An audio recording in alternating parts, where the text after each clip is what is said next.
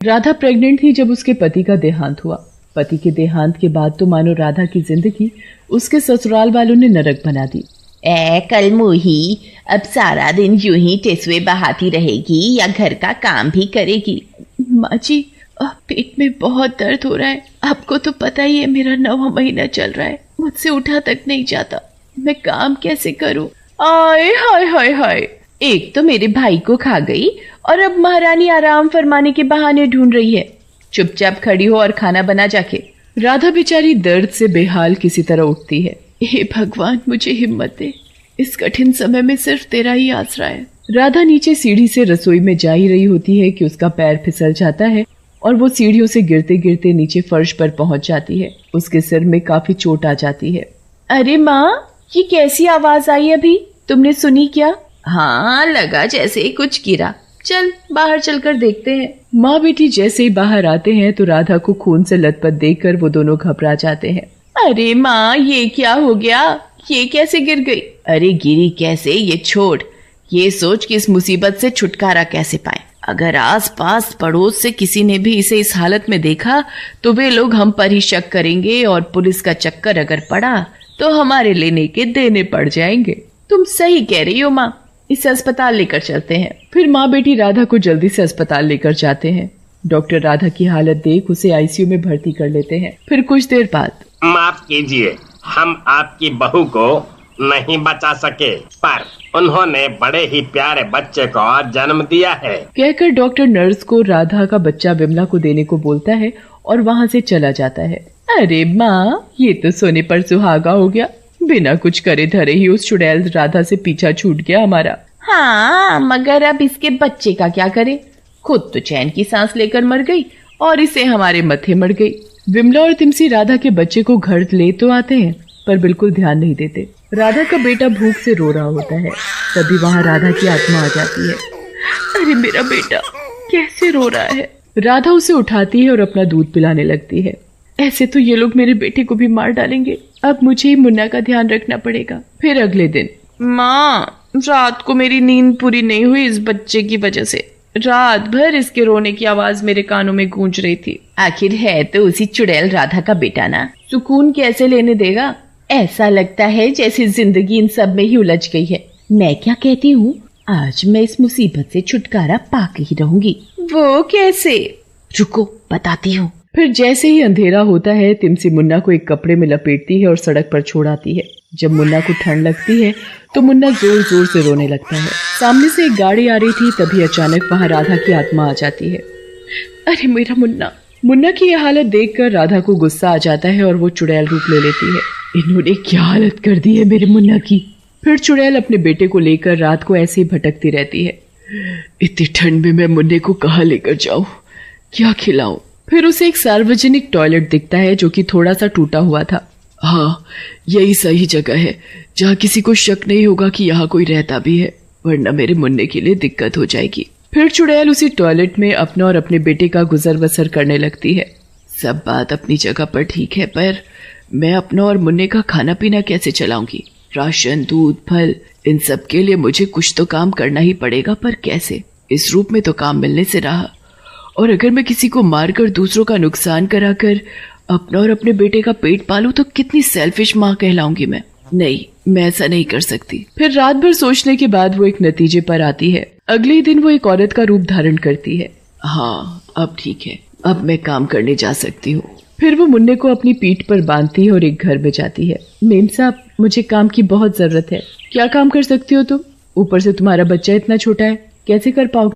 Ma'am साहब, मुझे काम की बहुत जरूरत है। अगर मैं काम नहीं करूंगी तो मेरा मुन्ना भूखा मर जाएगा, मेरे अलावा उसका कोई नहीं है। मैडम को चुड़ैल की बातें सुनकर तरस आ जाता है। ठीक है, अब रोना बंद करो और ये बताओ कि तुम क्या क्या बना सकती हो। जो आप खाओ मैं सब बना दूंगी। ठीक है, वैसे आज मेरे घर कुछ गेस्ट आ रहे हैं तो उनके लिए कुछ अच्छा सा स्पेशल बना दो। फिर चुड़ैल मुन्ना को वहीं फर्श पर लिटा देती है और खाना बनाना शुरू करती है। मेहमानों के आने पर वो उन्हें खाना खिलाकर बर्तन धोकर जब सारा काम खत्म हो जाता है तो वो भूखी पेट घर जा रही होती है।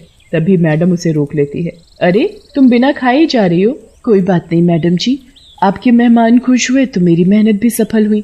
अगर आपको देना ही है तो आप मुन्ने के लिए दूध दे दो थोड़ा सा। फिर वो मैडम से दूध लेके टॉयलेट वाले घर में चली जाती है। टॉयलेट में आने पर ही वो अपने असली चुड़ैल रूप में आती और वो मुन्ने को दूध पिलाती है और दोनों सो जाते हैं। अगले दिन फिर चुड़ैल औरत का रूप लेकर काम पर जाती है। कुछ दिन ऐसे ही निकल जाते हैं। चुड़ैल औरत रूप में टॉयलेट में रहकर अपना और अपने बेटे का जीवन यापन करने लगती है। चुड़ैल में काम की लगन देखकर मैडम उसे सराहने लगती है और उसकी मदद भी करने लगती है। जब भी उसे पैसों की जरूरत होती मैडम उसे कभी मना नहीं करती और मदद करती। पर एक दिन, अरे सुनो, आज मेरा जन्मदिन है, आज तुम बिना खाना खाए यहाँ से नहीं जाओगी। अब तो मुन्ना भी बड़ा हो गया है, वो भी खा पी सकता है। अरे अब मैं मैडम को कैसे बताऊं कि मैं ये घास फूस वाला खाना नहीं खाती। मैं एक चुड़ैल हूँ और मेरा पेट इस खाने से नहीं भरता। वो बहाना बनाकर बोलती है, मेम साहब आज मुझे कुछ जरूरी काम है और आज नहीं किया तो दिक्कत हो जाएगी। फिर वो फटाफट मुन्ने को लेकर वहाँ से निकल जाती है। ये कुछ अजीब सा बर्ताव करती है। कभी भी कुछ खाने को कहो तो मना कर देती है, बस भागने की पड़ी रहती है। आज मैं पता करके रहूंगी। फिर मैडम भी उसके पीछे पीछे जाने लगती है। अरे ये कौन सी जगह पर जा रही है, कितनी बदबू आ रही है यहाँ। तभी चुड़ैल मुन्ने के साथ उस टॉयलेट रूम में घुस जाती है। छी, कैसी जगह है ये, और ये यहाँ क्या करने आई है। फिर भी किसी तरह मुंह ढककर मैडम टॉयलेट में घुसती है तो देखकर दंग रह जाती है। मैडम उसे छुपकर देख रही थी कि कैसे वो अपने बच्चे को एक टॉयलेट रूम में पाल रही है। ये सब देखकर मैडम की आंखों में आंसू आ जाते हैं और वो बिना कुछ कहे वहाँ से वापस आ जाती है। फिर अगले दिन, अरे तुम आ गई। आज मैं क्या सोच रही थी कि यहाँ का काम भी बढ़ गया है और तुम्हें मुन्ने के साथ रोज आने जाने में दिक्कत भी होती होगी, तो क्यों ना तुम यहीं रहने लगो, बाहर गेस्ट रूम में। मेरी मदद भी हो जाएगी और तुम्हें दिक्कत भी नहीं होगी। चुड़ैल मन ही मन सोचती है, अगर मैं यहाँ रहूंगी तो मेरा असली रूप कहीं इनके सामने ना जाए, पर यहाँ रहकर मैं मुन्ने को अच्छी परवरिश दे पाऊंगी। क्या करूँ मैं। काफी देर सोचने के बाद वो अपने बारे में ना सोचकर मुन्ने के भविष्य के बारे में सोचती है और मैडम को हाँ कर देती है। अब उसे बहुत ही संभल कर रहना पड़ता था। उसका भांडा कभी भी फूट सकता था, पर उसे इस बात की तसल्ली थी कि टॉयलेट से निकलकर वो अपने मुन्ने को अच्छे माहौल में बड़ा कर पाएगी। वो हंसी खुशी अपने दिन निकाल रही थी। मुन्ना भी अब घुटनों के बल चलने लगा था। एक दिन मुन्ना खेलते खेलते रोड पर निकल जाता है। चुड़ैल घर में काम कर रही थी तो उसे पता नहीं चलता। रोड पर एक तेज गति से ट्रक आ रहा था। चुड़ैल को ट्रक के हॉर्न की आवाज आती है। मुन्ने को खतरे में देखकर चुड़ैल तुरंत अपने असली रूप में आ जाती है और उड़ती उड़ती जाती है और मुन्ने को बचा लेती है। अरे मेरा मुन्ना, तू ठीक तो है ना? तुझे कहीं चोट तो नहीं आई ना? भगवान का लाख लाख शुक्र है कि तू ठीक है, वरना मेरा क्या होता, मैं कहाँ जाती। एक तू ही तो है मेरे जीने का सहारा, तेरे अलावा मेरी जिंदगी के मायने ही क्या है। चुड़ैल मुन्ना के प्यार में इतना खो जाती है कि वो भूल ही जाती है कि वो असली रूप में है और उसे कोई भी देख सकता है। तभी मैडम सामने से आ रही होती है और वो उसे देख लेती है। अरे तो मतलब ये एक चुड़ैल है, मैं इसे अपना कर इसकी मदद कर रही हूँ और ये मुझे धोखा दे रही है। गुस्से में मैडम चुड़ैल के सामने खड़ी हो जाती है। वाह, क्या बेवकूफ बनाया तूने मुझे। अब तो मुझे लगता है कि पता नहीं ये बच्चा भी तेरा है कि नहीं। नहीं मैडम, ऐसा नहीं बोलो, ये सब मैं अपने मुन्ने के लिए ही कर रही थी। फिर चुड़ैल रोते हुए उसे शुरू से अब तक की कहानी सुनाती है। चुड़ैल की दुख भरी कहानी सुनकर मैडम का दिल पसीज जाता है। तुम फिक्र नहीं करो, तुम्हें मैं इंसाफ दिलाऊंगी। फिर मैडम चुड़ैल की सास और ननद को जेल की हवा खिलाती है और चुड़ैल और मुन्ने को उनके घर में रहने का अधिकार भी दिलवाती है। एक बार की बात है, दो दोस्त हीरा और प्रकाश जंगल में खजाने की तलाश में निकल पड़ते हैं और चलते चलते वो दोनों जंगल में भटक जाते हैं। हीरा, मुझे ऐसा क्यों लग रहा है कि हम दोनों जंगल के गलत रास्ते पर आ गए हैं। यहाँ तो चारों तरफ सन्नाटा और अंधेरा है। ये जंगल इतना घना है कि सूरज की रोशनी तक हमारे पास नहीं पहुँच रही। तुम्हारी बातों से तो यही लगता है कि डर गए हो। मुझे नहीं मालूम था कि तुम इतने डरपोक निकलोगे। ऐसी बात नहीं है, मुझे कभी किसी से डर नहीं लगता, पर आज पता नहीं क्यों अजीब सा लग रहा है। अभी थोड़ी और देर की बात है, जब हमारे हाथ खजाना लगेगा तब तुम्हारा ये डर और ये अजीबपन सब दूर हो जाएगा। दोनों दोस्त आपस में बात करते हुए आगे चले जा रहे थे कि तभी प्रकाश को कहीं से खाने की खुशबू आने लगती है। ये खुशबू तो खाने की आ रही है, और ये खाने की खुशबू मेरी भूख और बढ़ा रही है। खुशबू तो मुझे भी आ रही है, पर मेरी ये समझ में नहीं आ रहा कि यहाँ इतने घने जंगल में कौन रहता होगा? जरूर कोई इंसान ही होगा, तभी तो खाने की खुशबू आ रही है। चलो चलकर देखते हैं। दोनों दोस्त खाने की खुशबू के पीछे पीछे चल देते हैं। कुछ दूर जाकर उन्हें एक बांस से बना झोपड़ा दिखाई देता है, जिसकी खिड़की से धुआं भी निकल रहा होता है। हीरा और प्रकाश झोपड़े के नजदीक जाते हैं और आवाज लगाते हैं, कोई है? अंदर झोपड़े में अगर कोई है तो कृपया बाहर आइए। तभी झोपड़े के अंदर से एक बूढ़ी औरत बाहर निकल कर आती है और जोर जोर से हंसने लगती है। आखिर मेरे खाने की खुशबू तुम्हें मेरे पास खींची लाई। मैं भी क्या करूं, मैं खाना जो इतना स्वादिष्ट बनाती हूँ। वो सब बाद में, पहले ये बताओ कि तुम इतने घने जंगल में अकेली क्या कर रही हो? तुम्हें डर नहीं लगता यहाँ? नहीं, मुझे डर नहीं लगता, और मैं यहाँ अपने लिए नहीं, तुम जैसे राहगीरों के लिए रहती हूँ। यहाँ जंगल में जो भी आता है खो जाता है। खोने के बाद वो भूखा प्यासा यहीं जंगल में तड़प तड़प कर अपना दम ना तोड़ दे, इसलिए मैं उन सब के लिए यहाँ खाना बनाती हूँ। ये मेरा छोटा सा बांस का ढाबा है। क्या तुम दोनों मेरे ढाबे का खाना खाना पसंद करोगे?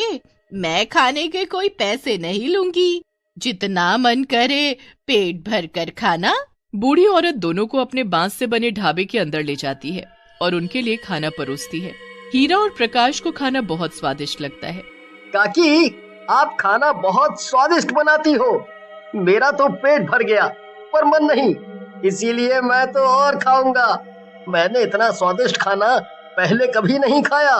दोनों दोस्त खाने में व्यस्त थे कि तभी खाते खाते उन दोनों के शरीर में कुछ अजीब सा होने लगता है। ये क्या हो रहा है? मुझे घुटन सी महसूस क्यों हो रही है? तभी बूढ़ी औरत चुड़ैल में बदल जाती है, दिखने में बहुत डरावनी। प्रकाश, ये कोई बूढ़ी काकी नहीं, ये तो कोई चुड़ैल है। मुझे पैसे नहीं चाहिए, मुझे कुछ और चाहिए। पूछोगे नहीं कि मुझे क्या चाहिए? हाँ, तुम्हें क्या चाहिए बताओ। हमारे पास जो है हम सब तुम्हें दे देंगे। और हाँ, हम इस जंगल में खजाना खोजने आए थे, वो भी हम तुम्हें दे देंगे मिलने पर। खजाना? मेरा ही खजाना मुझे देने चले हो? यहाँ कोई भी आता है मुझसे बचकर नहीं जाता। देखो जरा अपने आप को। तभी दोनों बहुत छोटे हो जाते हैं, बिल्कुल मक्खी के बराबर। ये तुमने हम दोनों का क्या कर दिया? हमें कीड़ा मकोड़ा क्यों बना दिया? मुझसे ज्यादा बहस करने की कोई जरूरत नहीं। ज्यादा बोलोगे तो अपने पैरों से मसल दूंगी तुम्हें।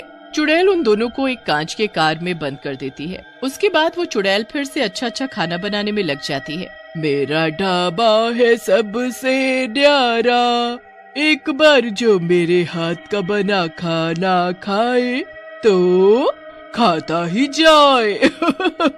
हीरा, इस चुड़ैल ने हमें एक तो इतना छोटा कर दिया है, ऊपर से हम दोनों को इस जार में बंद कर दिया। मेरा यहाँ दम घुट रहा है। हम बहुत छोटे हो गए हैं।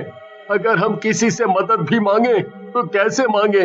हमारी आवाज जंगल से बाहर तो क्या इस जार के बाहर तक भी नहीं जाएगी। इसीलिए अब हम कुछ नहीं कर सकते। 2 दिन बीत जाने के बाद जंगल में एक पांडु नाम का आदमी खाना बनाने के लिए लकड़ियां लेने आता है। तभी उसकी नजर चुड़ैल के ढाबे पर पड़ती है। जंगल के बीचों बीच ये क्या है? कौन होगा वहाँ? और उसमें से तो धुआं भी निकल रहा है। पांडु, मुझे तो कुछ गड़बड़ सी लग रही है, इसीलिए निकल चल यहाँ से। चुड़ैल पांडु को देख लेती है और पांडु को वो जाने नहीं देती। उसका रास्ता रोककर खड़ी हो जाती है। मेरे ढाबे का खाना खाए बगैर तुम कैसे जा सकते हो? मैंने तुम्हारे लिए बहुत ही स्वादिष्ट खाना बनाया है, चलो अंदर। नहीं, मुझे नहीं खाना, मेरा पेट भरा हुआ है। मैं खाना खाकर ही घर से निकला था। पांडु के ना कहने से चुड़ैल बहुत गुस्सा हो जाती है और जबरदस्ती पांडु को खींचती हुई अपने ढाबे में ले जाती है और जबरदस्ती उसे खाना खिलाती है। मेरा पेट भर चुका है। अब जाने दो मुझे, जाने दो। जाओ जाओ, भागो, अगर भाग सकते हो तो भाग जाओ। तभी पांडु बहुत छोटा हो जाता है और भाग नहीं पाता। ये तुमने मेरा क्या हाल बना दिया। अब मैं अपने घर कैसे जाऊंगा, अपने बच्चों से कैसे मिलूंगा। चुड़ैल उसे भी एक जार में बंद करके एक कोने में टांग देती है। तभी ढाबे पर एक बहुत सुंदर सी लड़की आरती आती है और वो चुड़ैल को माँ कहकर पुकारने लगती है। माँ, मैं आ गई। बहुत दिन लगा दिया मेरी बेटी तुमने। तुम्हें पता नहीं कि तुम्हारी माँ को तुम्हारी हर पल कितनी याद आई। आजा मेरी बेटी, अपनी माँ के गले लग जा। माँ, एक बात बोलूं? हाँ मेरी बेटी, बोलो। माँ, ये ढाबा जंगल में नहीं चलेगा, इसे बंद कर दो। वैसे भी यहाँ जंगल में कौन आएगा हमारा खाना खाने? बेटी, तुम्हें नहीं पता कि हमारा ये ढाबा कितना मशहूर हो गया है। हमारे ढाबे पर खाना खाने लोग दूर दूर से आते हैं। तुम देखना, एक दिन ये ढाबा जंगल को एक शहर में बदल देगा। यहाँ चारों तरफ पेड़ पौधे, नहीं नहीं, गाड़ियाँ और बड़े बड़े मकान होंगे। ठीक है माँ, अब मुझे खाना खिला दो क्योंकि मुझे बहुत भूख लगी है। चुड़ैल आरती के लिए जल्दी जल्दी खाना बनाती है और उसे अपने हाथों से खिलाती है, क्योंकि आरती खुद से नहीं खा सकती थी, क्योंकि आरती के दोनों हाथ नहीं थे। सुबह का समय था, आरती सोई हुई थी।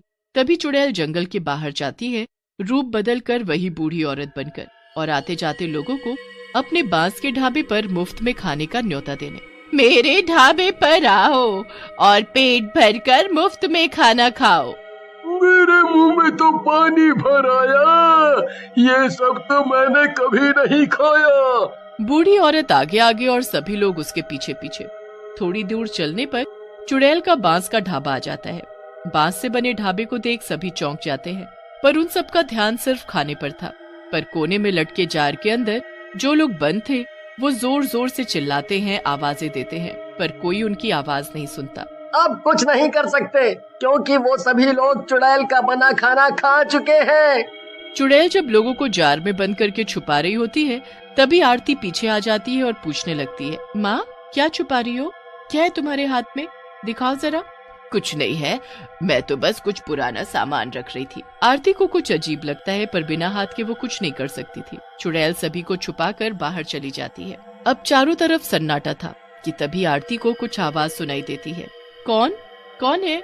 दोनों मिलकर जार को खिसकाते हुए किनारे तक तो ले आते हैं, पर उसे नीचे नहीं गिरा पाते। पर आरती की नजर उन पर पड़ जाती है। अरे ये सब क्या है? कौन हो तुम और यहाँ कैसे आए? हीरा इशारा करके जार को खोलने के लिए बोलता है, पर हाथ न होने की वजह से आरती जार को खोल नहीं पाती। अब आरती अपने मुंह से जार को खोल देती है। हीरा और प्रकाश चुड़ैल की हरकतों के बारे में सब बता देते हैं। तभी पीछे से चुड़ैल आ जाती है। माँ, ये सब तुमने क्यों किया? 4 साल पहले तुमने बड़े ही प्यार से ये ढाबा खोला था, पर इस ढाबे पर लोग खाना खाने तो आते, पर पैसे नहीं देते खाने के। जब हमने इनकी शिकायत सरपंच से की तो सरपंच भी इन सब के साथ मिल गए और रातों रात हमारा ये बांस का ढाबा उन्होंने तुड़वा दिया, उसमें आग लगा दी। उसी आग में तो मैं मर गई, पर तुम्हारे ये हाथ चले गए। बस मैं तुम्हारे साथ रहकर इन सब का बदला लेती रही। माँ, तुम बहुत अच्छी हो, पर जो हुआ सो हुआ। इन सब को छोड़ दो, जाने दो। बेटी की बात मानकर चुड़ैल सभी को पहले जैसा कर देती है और जाने देती है।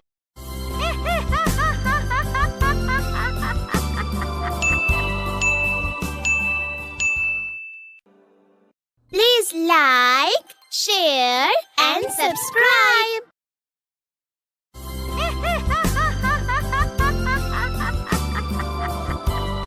जैसा कि आपने पहले भाग में देखा, राजू नाम का एक लकड़हारा जंगल में लकड़ियां काटने जाता है।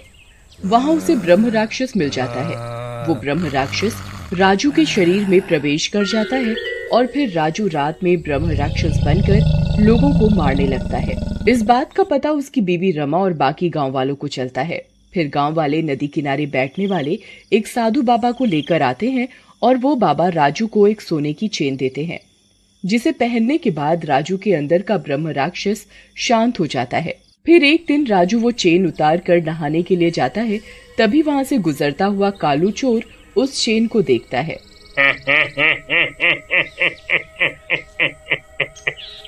ये तो सोने की चेन लगती है। क्यों ना ये उठा लूं। एक बार में ही 2-3 महीनों का खर्चा निकल जाएगा। ऐसा सोचकर कालू चोर वो चेन उठाकर ले जाता है। उधर राजू जैसे ही नहाकर आता है, उसे वो चेन नहीं मिलती। वो रमा से पूछता है, अरे रमा, वो चेन तुमने उठाकर रख दी है क्या? मिल नहीं रही। अरे देखो, तुम ही नहाते समय यहाँ वहाँ रख देते हो, फिर मुझसे पूछते हो। फिर राजू और रमा चेन ढूंढते हैं, लेकिन उन्हें वो चेन नहीं मिलती। फिर रमा जाकर छोटे लाल को बुला लाती है। छोटे लाल को जैसे ही चेन खोने का पता चलता है, ये तुमने ठीक नहीं किए राजू। रात होते ही ये ब्रह्म राक्षस फिर से तुम पर हावी हो जाएगा, और गांव वालों को ये पता चल गया तो वो तुम्हें मार डालेंगे। फिर मैं क्या करूं? एक काम करो, तुम यहाँ से जंगल चले जाओ, जब तक हम कुछ ना कुछ जुगाड़ करत हैं। राजू फिर वहाँ से जंगल में चला जाता है और रात होते ही ब्रह्म राक्षस बन जाता है और जोर जोर से गुर्राने लगता है। उसके गुर्राने की आवाज गांव में भी आने लगती है। अरे कौनो सिनेमा चल रहा है का? इतनी रात को कैसे गुर्राने की आवाज आ रही है?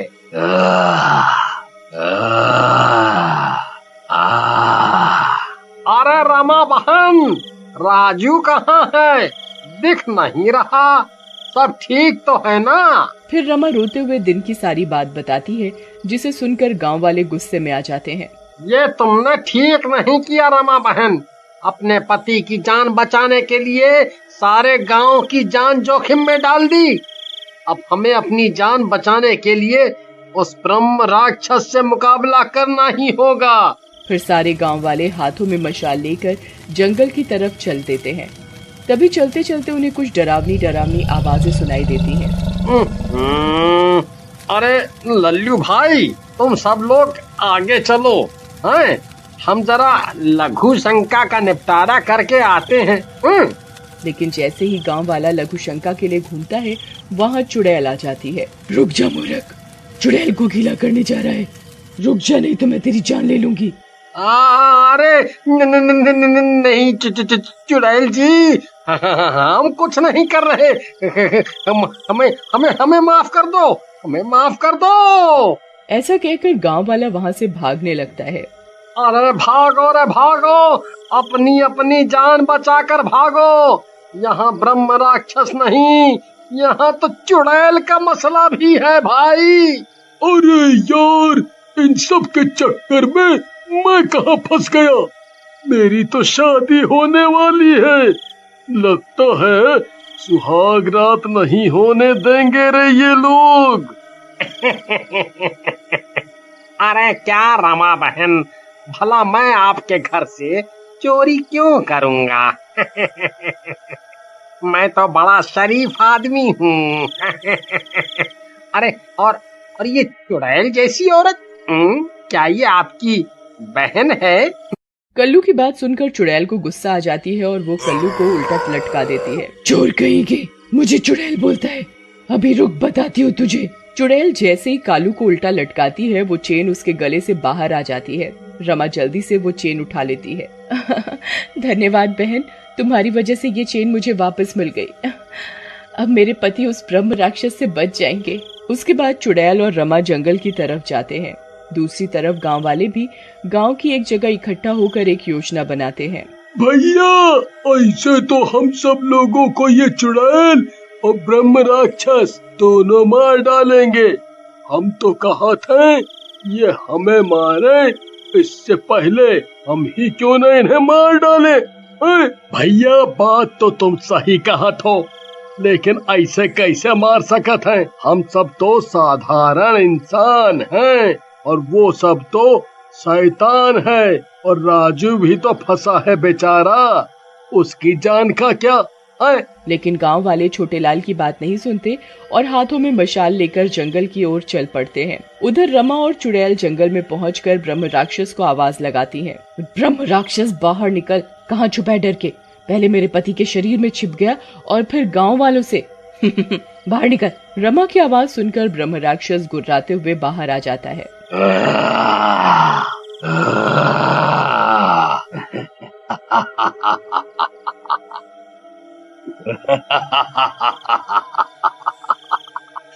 मैं डर गया।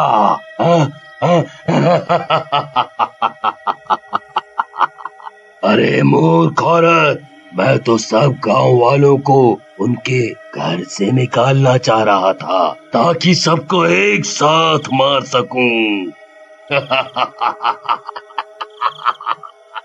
आज मेरा सपना जरूर पूरा होगा।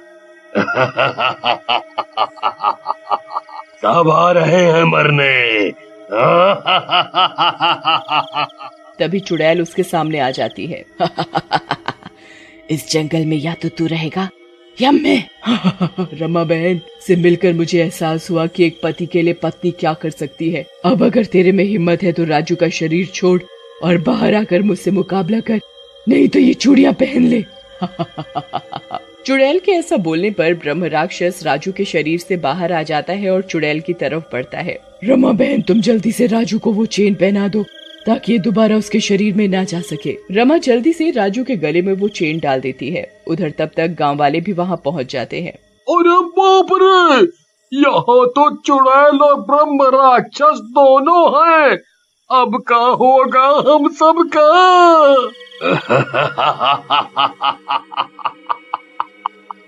चुड़ैल, ये तूने अच्छा किया जो इस सूखे राजू के शरीर से मुझे आजाद करा दिया और गांव वालों को भी यहाँ बुला लिया। अब सबको मारूंगा।